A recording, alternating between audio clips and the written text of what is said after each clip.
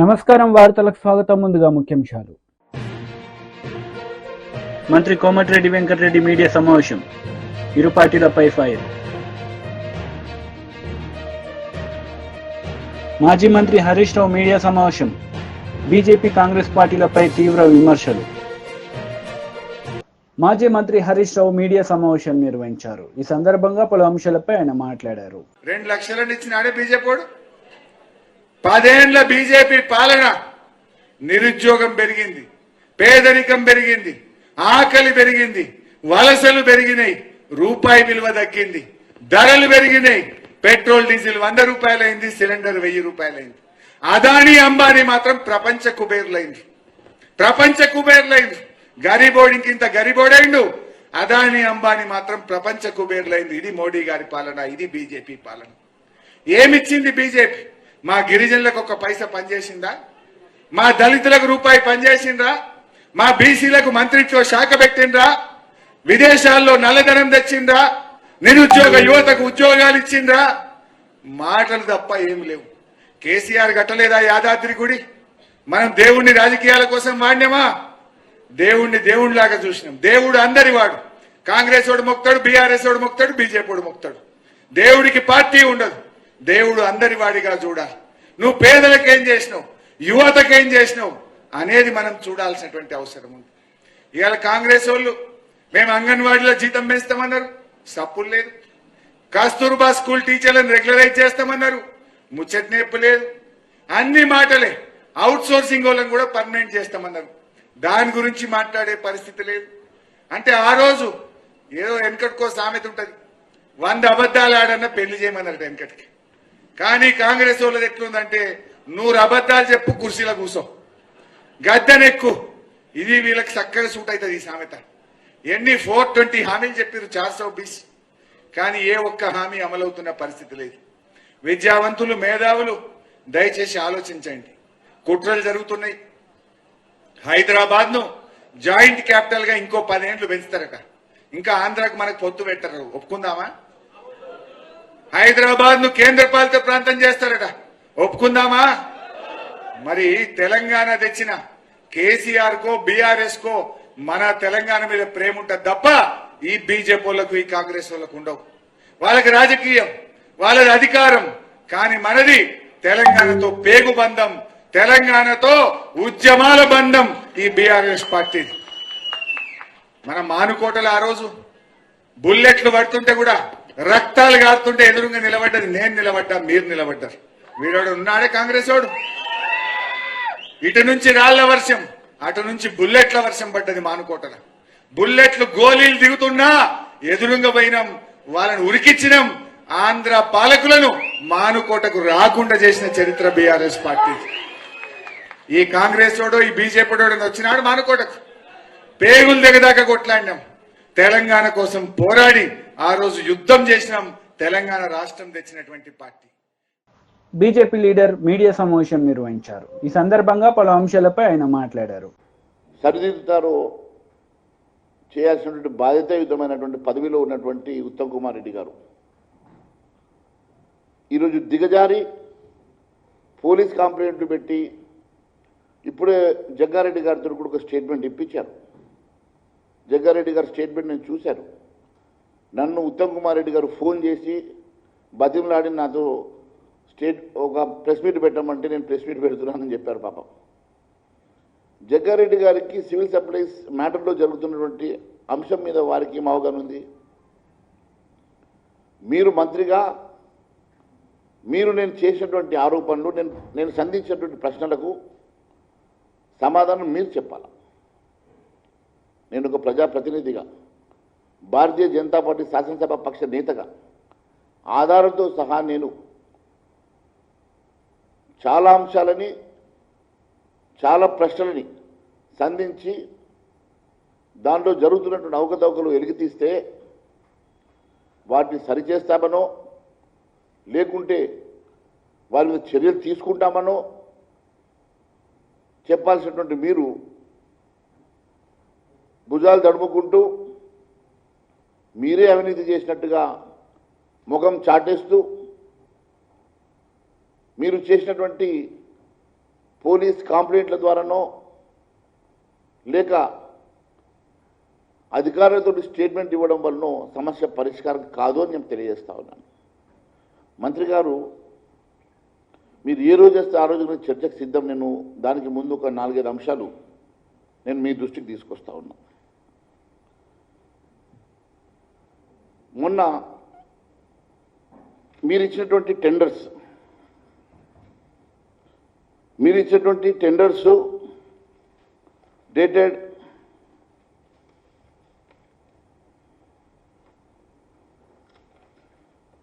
25 జనవరి 2024. 25 జనవరి 2024 రోజు మీరు ఫస్ట్ ఒక కమిటీ వేశారు. ఆ కమిటీలో ఏ రకమైనటువంటి జిఓఎంఎస్ నంబర్ 1 25 జనవరి 2024 రోజు ఒక జీవో తీసి మీరు ఏం చెప్పారు? మొత్తం దీంట్లో principal secretary of the government planning department చైర్మన్గా ఉండి మెంబర్స్ ఎవరెవరు ఉండాలి? 5 మెంబర్సు. ఈ కమిటీ ఏమేమి మొడాలిటీస్ ఫాలో చేయాలనో దీంట్లో చాలా స్పష్టంగా గైడ్లైన్ వేసి ఒక కమిటీ వేసి దానికి టెండర్ ప్రాసెస్ చేయాలని చెప్పేసి మీరు చెప్పారు. అదే రోజు మీరు గ్లోబల్ టెండర్ ప్రకటన చేశారు. సేమ్ డే గ్లోబల్ టెండర్ ప్రకటన చేశారు. అదే రోజు మీరు కమిటీ ఎగ్జిక్యూటివ్ చేసి మొడాలిటీస్ ఫామ్ చేసి 5 మెంబర్స్ వేసి ఈ మెంబర్స్ కూర్చొని దాని మీద గైడ్లైన్స్ ప్రిపేర్ చేసి దానికంటూ సమయం అంటూ ఉంటుంది కదా, గ్లోబల్ టెండర్ ఫ్లోట్ చేశారు. అదే రోజు టెండర్ డాక్యుమెంట్ ఫర్ ఈ టెండర్ కోసం కావాల్సినటువంటి ప్యాడీ ప్రొక్యూర్మెంట్ కావాల్సిన ఈ టెండర్ని కూడా అదే రోజు ఇంత పెద్ద గైడ్లైన్స్ తయారు చేశారు. ఒకే రోజు ఇన్ని అంశాలు మీరు తీసుకొచ్చినటువంటి మీరు ఏ ఆలోచనతో ఇవన్నీ మీరు చేశారు? ఒకే రోజులో ఇన్ని ఆలోచనలు మరి రాత్రి పగలు పనిచేశారా, దినంలో పనిచేశారా, ఎక్కడ పనిచేశారో చెప్పాల్సిన బాధ్యత గౌరవ మంత్రి గారి మీద ఉన్నది. దీన్ని పక్కన పెడితే మళ్ళీ మీరు దీంట్లో చాలా సమయాన్ని కూడా మీరు స్పష్టంగా టెండర్స్ని ఏ రకంగా టెండర్స్ ఉండాలో ఇది గ్లోబల్ టెండర్స్ అని చెప్పిన తర్వాత ఈ గ్లోబల్ టెండర్స్ కోసం పార్టిసిపేట్ చేయడానికి పంజాబ్ నుంచి హర్యానా నుంచి కూడా కొంతమంది కంపెనీస్ వాళ్ళు వస్తే ఆ రోజు జలసౌదాలో ఏప్రిల్ 18వ తారీఖు రోజు కొంతమంది రైస్ మిల్లర్లను మీరు పిలిచి ఆ రోజు నెగోషియేట్ చేసిన అంశాలను బయటపెట్టమంటారా? ఆ రికార్డును బయటపెట్టమంటారా? ఏ రకమైనటువంటి డాక్యుమెంటేషన్స్ వాళ్ళకు అష్యూరెన్సెస్ ఇచ్చారో అంశాలను బయటపెట్టమంటారా? మీరే చెప్పాలా.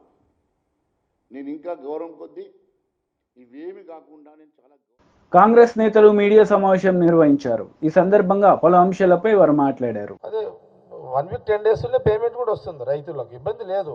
ఇప్పుడు వర్షము రావాలి, వర్షాలు పడాలి, అట్లానే ధాన్యము చెడిపోవద్దు, రైతులు నష్టపోవద్దు. ఇది ఏ అధికార పార్టీలో ఉన్న కాంగ్రెస్ పార్టీ నాయకులము మా ప్రభుత్వం కోరుకునేది అదే. జనరల్ ఎవరమైనా అదే కోరుకుంటాం మనుషులం. కాబట్టి అదొకటి మీ గాంధీ భవన్ మీడియా ద్వారా కొంత క్లారిటీ ఇవ్వడం, ప్రభుత్వం ఒక పాలసీ కరెక్ట్గానే పనిచేస్తుంది కాంగ్రెస్ గవర్నమెంట్ అన్నదని చెప్పడం జరుగుతుంది.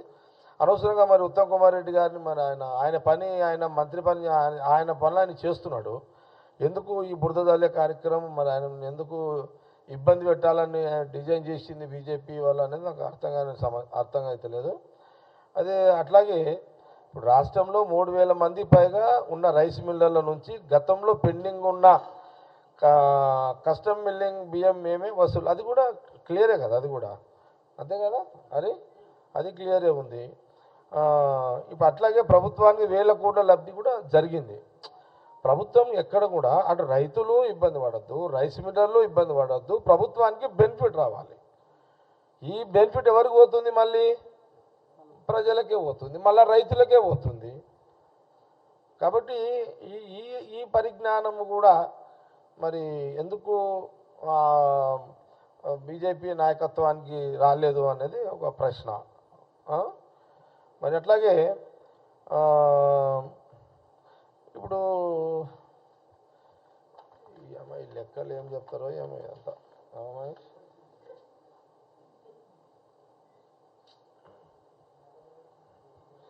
ఇప్పుడు పాపం ఇప్పుడు మరి ఎందుకు ఉత్తమ్ కుమార్ రెడ్డి గారిని మళ్ళీ బీజేపీ వాళ్ళు టార్గెట్ చేస్తుండు, Maheshwar Reddy CLP flow leader మరి ఎందుకు ఆయన టార్గెట్ చేస్తున్నాడో నాకు అర్థమవుతలేదు. మరి ఎందుకు కోపం వచ్చింది మహేశ్వర్ రెడ్డికి ఉత్తమ్ కుమార్ రెడ్డి మీద కూడా అర్థమవుతలేదు నాకు అది.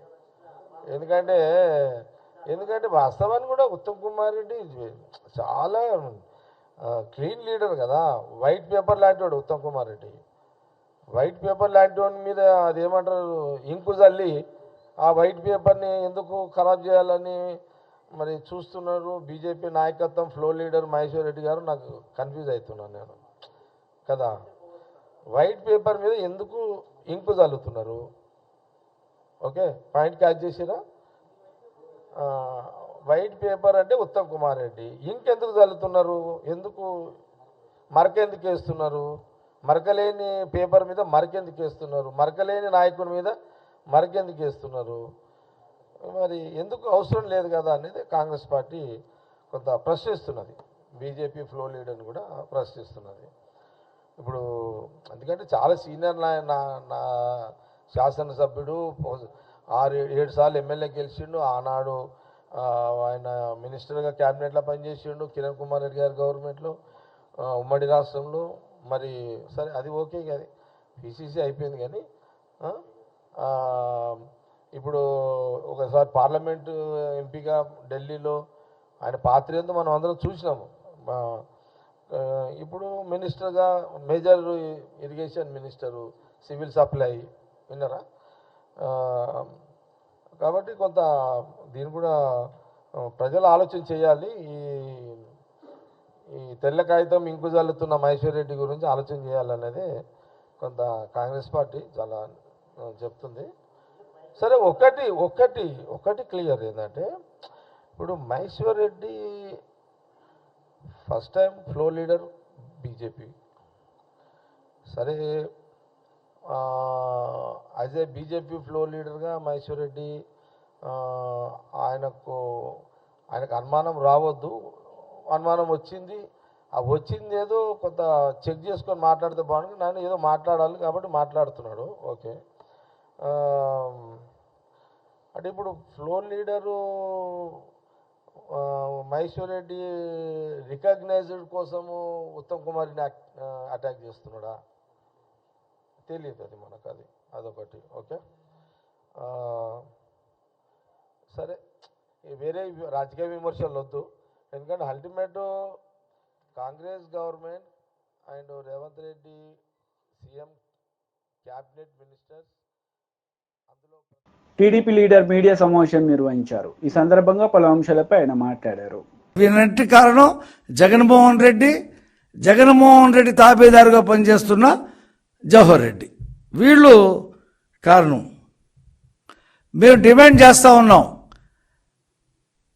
పిన్నెల రామకృష్ణారెడ్డిని హత్యా నేరం కింద అరెస్ట్ చేయాలని. ఎందుకు? శేషగిరిరావుని చంపుతానన్నాడు, తల పగలగొట్టాడు, అతను ఎక్కడో దాక్కొని వైద్యం చేయించుకున్నాడు, నిన్న వచ్చి చెప్పాడు ఇక్కడ. నేను ఈ సందర్భంగా ఏం చెప్తానంటే, అక్కడ ఉండేటువంటి ఎస్పీ ఆ మాచర్లలో, అతని పేరు రవిశంకర్ రెడ్డి ఏదో ఉంది పేరు, అతని ఆధ్వర్యంలో ఈ కార్యక్రమాలన్నీ జగన్మోహన్ రెడ్డి చేయించాడు. ఇందులో ఎవరిని అనడానికి లేదు. ముఖ్యమంత్రి డైరెక్షన్లో పల్నాడు కాదు, పొంగనూరు కాదు, చంద్రగిరి కాదు, నర్సరావుపేట కాదు, అన్ని చోట్ల కూడా ఈ విధ్వంస రచన జగన్మోహన్ రెడ్డి చేశాడు. ఆయన అలానే నిలిపాడు. రాష్ట్రం రావణ రాష్ట్రంలో మారుతూ ఉంటే ఒక మాట లేదు, ఒక పలుకు లేదు, ఒక ఖండన లేదు, ఏం లేదు. ఆయన హ్యాపీగా అక్కడ ఆ దీవుల్లో తిరుగుతూ ఉన్నాడు. నేను ఈ ప్రెస్ మీట్ పెట్టిన కారణం ఏంటంటే, ఎస్సీ ఎస్టీ బీసీ మైనారిటీలు మా పక్షాన ఉన్నారు, మేము వాళ్ళని ఉద్ధరిస్తున్నాం అని చెప్పి అంటున్నారు కదా. ఇతని హయాంలో ఎస్సీ ఎస్టీ బీసీలు ఏ రకంగా హత్య కావబడ్డారో చెప్తా. మొత్తం 6 హత్య కావబడ్డారు. వెలువర్తి మండలం గుండ్లపాడు గ్రామం తోట చంద్రయ్యని హత్య చేశారు.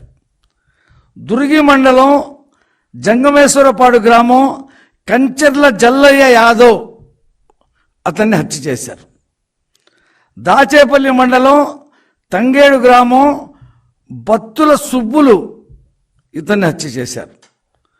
మాచవరం మండలం పిన్నెల్లి గ్రామం ఖాదర్ భాష ఇతన్ని హత్య చేశారు. దుర్గి మండలం జంగమేశ్వరపాడు గ్రామం ఆరెద్దుల కోట యాదవ్ ఇతన్ని హత్య చేశారు.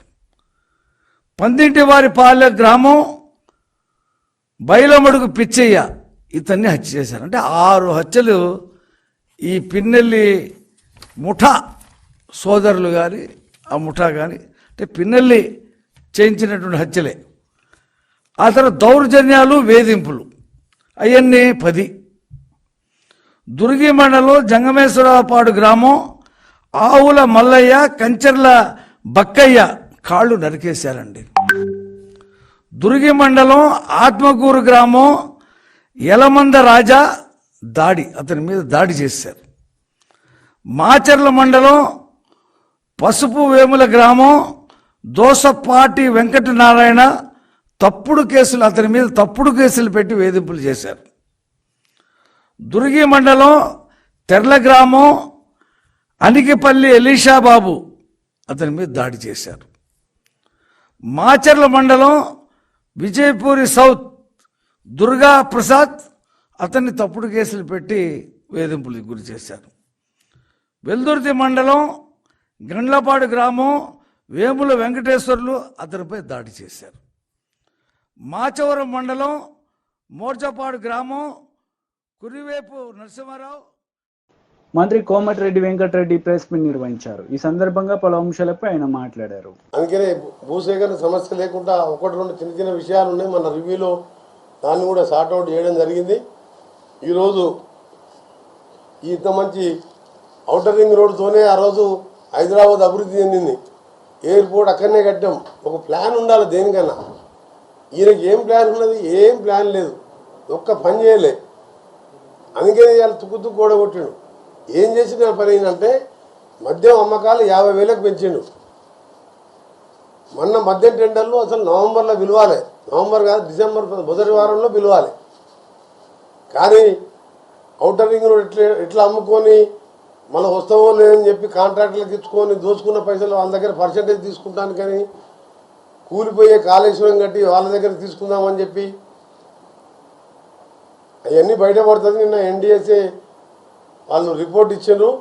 ఇది రిపేర్ చేసిన మా దగ్గర అంటే మా క్యాబినెట్ మినిస్టర్లకు మాకు దాని మీద రిపోర్ట్ మీద మా అందరికి కూడా నోట్ ఇచ్చాను సీఎం గారు. అవన్నీ కూడా మీకు కూడా ఇస్తాం ఉన్నాం కదా.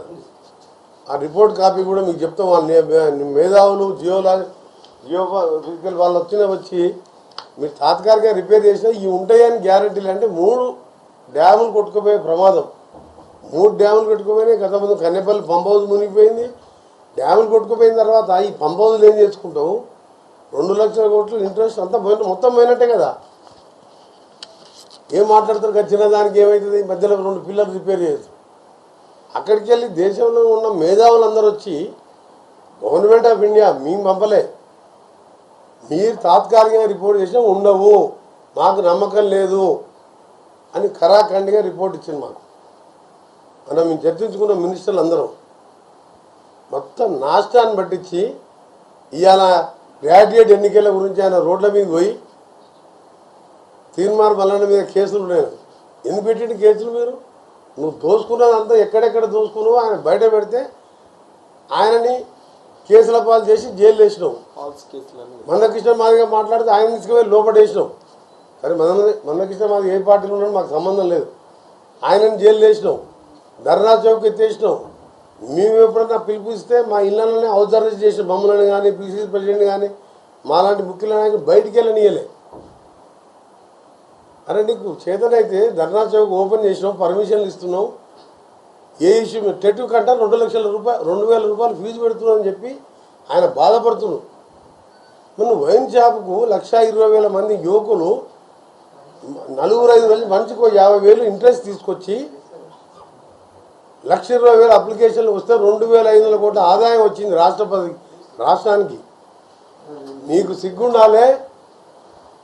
ఎవరైనా వైన్ షాపుల మీద అమాయకులని 2 లక్షలు నాన్ రిఫండబుల్, కనీసం రిఫండబుల్ అన్న పెట్టాలి. 2,500 కోట్లు వచ్చింది. అసలు ఆ టెండర్ పెట్టే అవసరమే లేదు.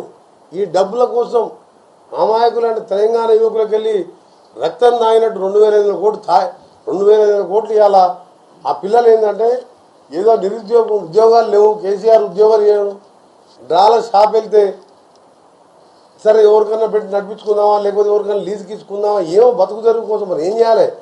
10 ఏళ్ళు తెలంగాణ వచ్చినా వీడు ఆ మొత్తం ఆశలు నిరాశ చేసిండు. 100 ఏళ్ళు వెనకకి తీసుకుపోయాడు.